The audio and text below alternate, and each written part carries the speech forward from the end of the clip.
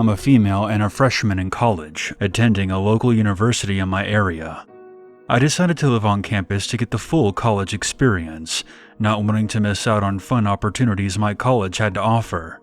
Starting in a new school already made me nervous, but the idea of being on my own in college made it all the more scary. I've never not had anyone before, being a twin and all, so I've had a built-in best friend pretty much my whole life. My twin, however, went off to a different college, and I was alone. The semester started off like I anticipated. My classes were full of quiet, anxious kids like myself who also didn't know what to expect. There was one kid in my morning history class who put me off. He always wore a dirty baseball cap, cargo pants, and a tattered long t-shirt. He had a chubby face but wasn't extremely overweight, but at the same time he wasn't fit. He had narrow glasses and talked obnoxiously about the most random things to anyone and everyone. He exhibited very strange behavior. I didn't think too much about him as he sat pretty far away from me. I didn't think he would ever bother me. That was until next class came. Our history class had finished up and I was packing my stuff up to leave. I hadn't noticed that this strange guy had come over to my desk until I looked up and saw him hovering over me. I put on a weak smile as I waited for him to say something. "Hi, I'm Connor," he said quietly in a monotone voice. I almost couldn't hear him. "Hi, nice to meet you." Connor didn't say anything else. I thought it was weird, but again, I didn't think much of it. It seemed like a harmless little encounter. That was until our next history class together. Everything went well during the class. I felt fine, and Connor sat in his seat far away from me. As class was dismissed and everyone was packing up their belongings to leave, I was the last one out, as I had to put my reading glasses away and into my backpack. When I looked up at the door, Connor was there waiting for me. He didn't say anything. He just stood at the door watching me. I was very confused as we've never talked before, and he was just standing there giving me this creepy look, watching me pack the rest of my things away. I walked out of the door and he followed me. He casually mentioned the test we had taken that day, trying to brag to me about it, making himself seem above me in a way. "I got a 91 on the test today. No big deal. What about you?" 85, I responded. "It was so easy though." His response was very patronizing, and I didn't like it one bit. People who brag always tend to make me mad, and he seemed like one of those types of people. At some point down the stairs, it was a long way down because we were on the 4th floor, he started talking about sweatpants for some reason. He was mumbling so much that I couldn't even hear what he was saying, and to be honest, I was trying to get away from him. I suddenly looked back at him, and he was holding a condom up to my face. "I think you know what I'm talking about," Connor randomly said while giving me a creepy smile. I awkwardly nodded my head, trying to stay collected as we reached the bottom of the stairs. Whatever he had mumbled under his breath couldn't have been good or anything I wanted to talk about with him. When we got outside, he said, "Well, that stuff is awkward to talk about." I wanted to ask why he brought it up to begin with, but I kept to myself and tried to get the hell away from him. I hadn't felt that uncomfortable in a while, and this guy was just giving me the creeps. But I'm not a very confrontational person, and I hate to upset anyone in general. Connor then asked me to a homecoming dance that was being facilitated by a student organization on campus. When I told him that I would be visiting my parents on the day that the dance was supposed to take place, his response unnerved me. "Well, I'm not going to stop you from visiting your parents." After that, I started exercising extreme caution around him. I didn't trust him, not one bit. That may seem obvious, but I'm telling you, you would not want to be alone in a dark alley with this guy. He was really giving off Brock Allen Turner type vibes. So some time passes, and I'm in history class again. That day we were taking a test. He finished his around 8:20. I saw him walk out of the classroom, and I was a bit relieved. I finished up my test around 9:05. I looked at my text messages before exiting the classroom. One of my friends in that class had texted me, "I think Connor is waiting for you." My heart started to beat really fast. There was no way he could be waiting for me. He would have had to have been waiting for 45 minutes. I peeked around the door to look into the waiting area outside of the room, and sure enough, there was Connor, sitting there on his phone, waiting. At this point, I became really scared and confused. Why would he be waiting for me? We were not friends, and I never even hinted at the idea that I would ever be interested in him. I begrudgingly exited the class, and sure enough, he followed me down the stairs yet again, talking about a whole bunch of weird, creepy stuff that I didn't really care much to listen to. Something else that I had been noticing was that he seemed to be moving closer and closer to my desk each class. Turning around and looking at me constantly, it made me feel so uncomfortable, and I would give him this stare that pretty much said, "What the hell are you looking at?" showing him that I saw what he was doing. But he didn't seem to care. He continued to follow me until I pretty much ran away. There was another incident where I was walking into the history building, and Connor was in mid-conversation with this girl from my class. He immediately stopped talking to her and followed me up into the classroom. The creepiest part about all this is that it's still going on. I only have 2 months left with him in my class for this semester. I have tried to raise this issue with the school's administration, and they told me that unless he threatens me or touches me, there wouldn't be anything that they could do. I don't know how much longer I could take this. I have to look over my shoulder every time I go to school. If things get worse, and he becomes more daring with his behavior, who knows what he could do next.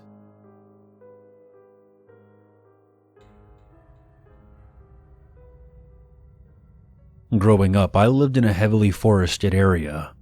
There's this now abandoned house that was in the woods behind my childhood home. The driveway connected to ours and broke off and circled around our garage and went deeper into the trees.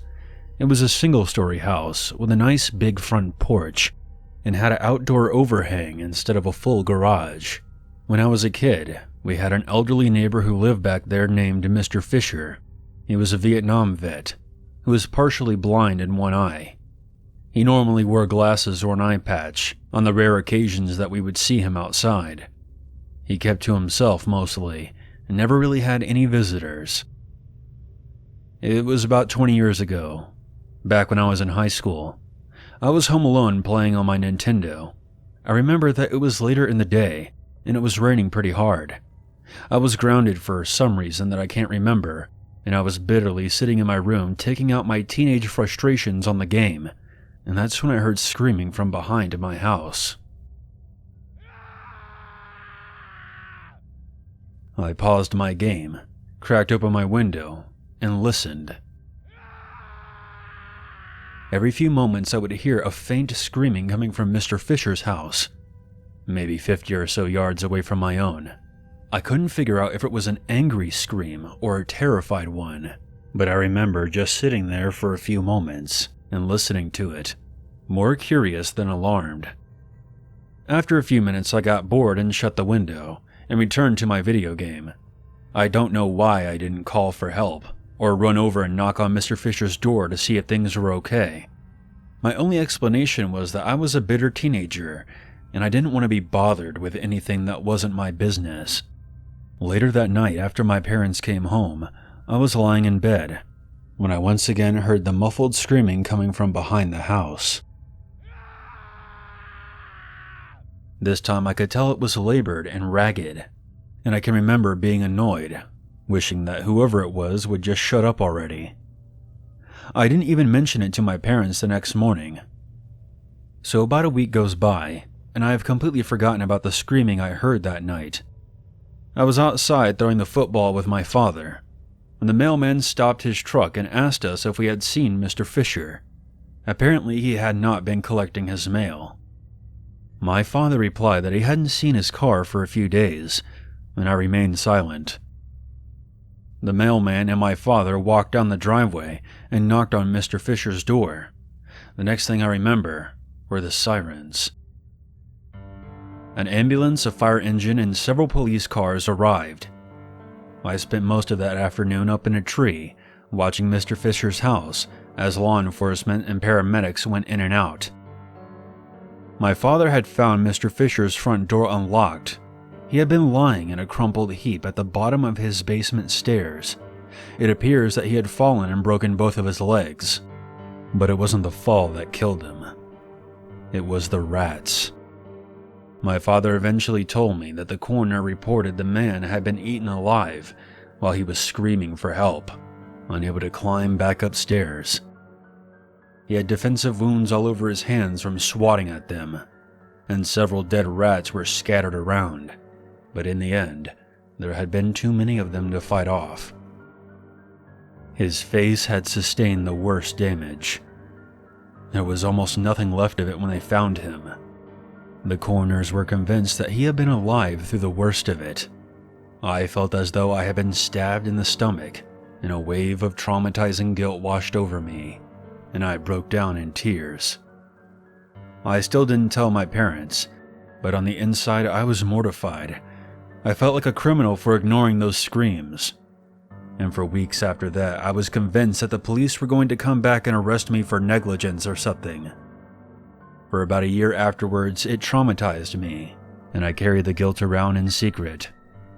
I started doing drugs and drinking alcohol to try to dull the pain. In retrospect, I'm extremely lucky I graduated high school without overdosing, or killing someone while being drunk behind the wheel. I was about 20 years old when myself and 3 of my friends went back to the house in late October. The house had been repossessed by the bank at this point, and now sat condemned. Me and my friends sat on the front porch and shared a bottle of bourbon.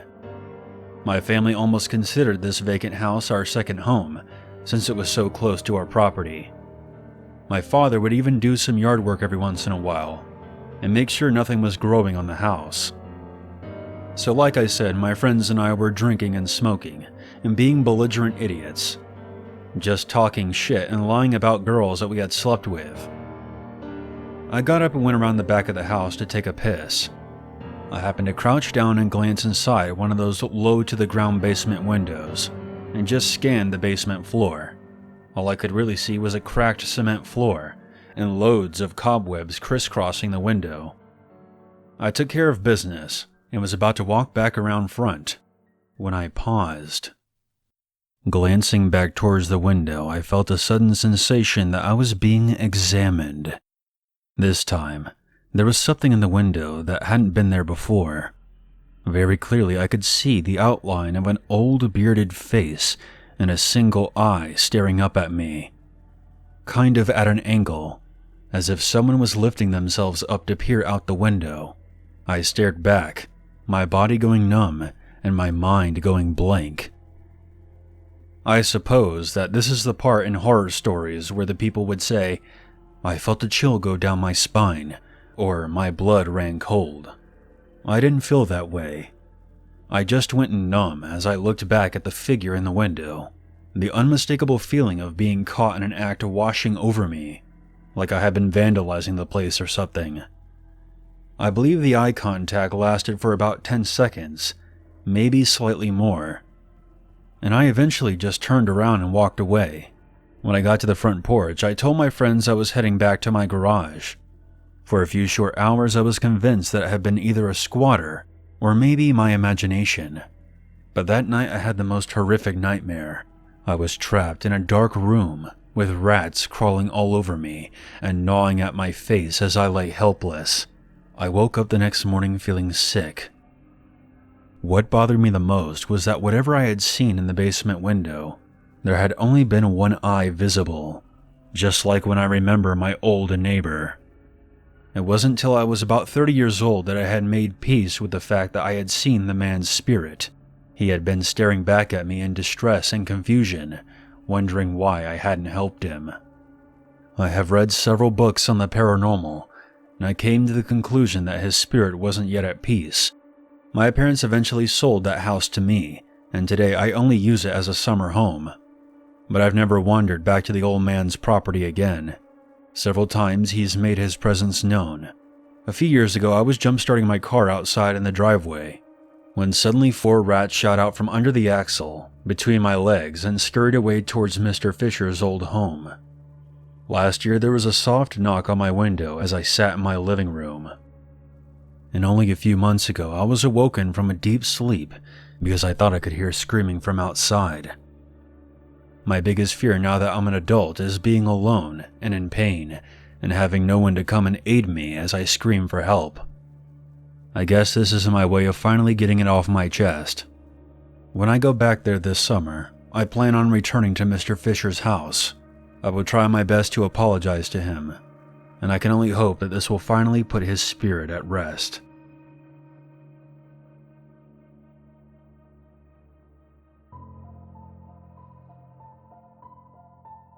This story is about my friend's unsolved murder. I am a 33-year-old female, and the story takes place in May of 2004. I was 18 at the time, and I was attending a job corps in Devens, Massachusetts. One of my best friends there was Jessica. We were both studying in the same trade, and we did almost everything together. During the end of May, we were all allowed to go to our hometowns for a long weekend. I was staying within the state, but Jess was heading to Connecticut. I remember getting a phone call from her while she was visiting friends and family, asking if I could meet up with her, because some of her plans didn't work out, and she was worried about taking public transportation alone. And seeing that I had a car, she wanted me to come pick her up and take her to her cousin's house in Waterbury, Connecticut. Since I was already driving 3 other friends around my area to their friends and family, and it was getting pretty late, and the drive to her location was over an hour and a half, I reluctantly had to decline and apologize that I wouldn't be able to come until the morning. But I told her to keep me updated on her whereabouts. She seemed to be okay with it. I mean, she was fairly disappointed, but tells me which buses that she would be taking and what stations that she would be stopping at, just in case I was able to come down during the night, and we said our goodbyes. I didn't make it back to my place until 2 a.m. I was so tired and honestly felt that I should get some sleep, since it could have been dangerous to drive as tired as I was. I didn't hear from Jess during the night, but I didn't put too much thought into it, seeing that taking buses seemed to be normal and a somewhat safe means of transportation. Yeah, I was pretty naive back then. So the morning came. I called Jessica's home phone number, her friend's number, and anyone else I could think of, and no one knew her whereabouts. I was told that they would make sure she would get back to the job corps, even if it was a little late. I said okay, kind of worried that no one has heard from her, but this was way before cell phones were common. And besides, you never imagine something terrible happening to someone in your life, right? So I'm back in Devens. It's May 30th. I got called into the main office. There were 2 detectives talking to a couple of other kids. They turned to me, and they asked me if I'm friends with Jessica, and when I was last in contact with her.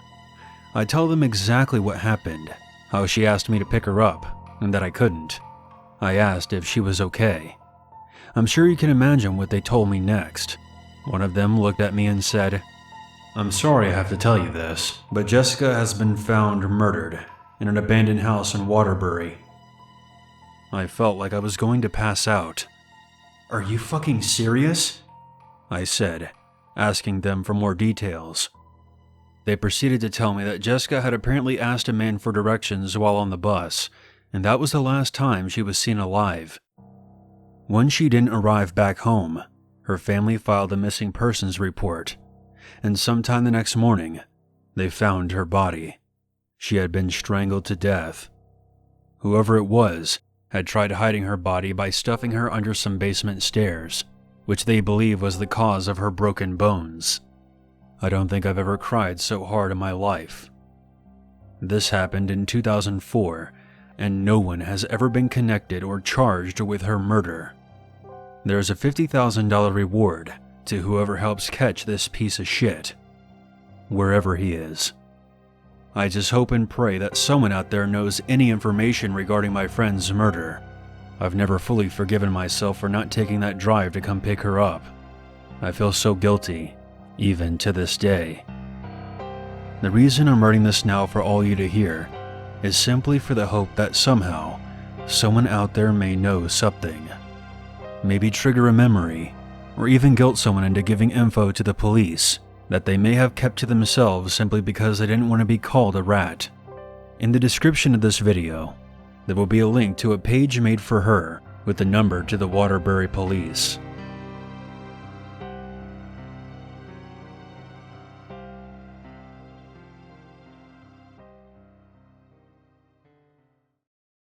There's always a reason.